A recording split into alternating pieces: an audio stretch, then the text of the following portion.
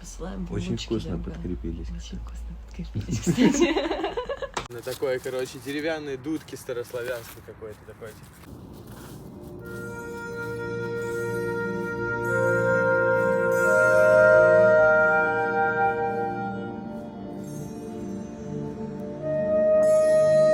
Со сторисами сделали неудобно. А, я понял.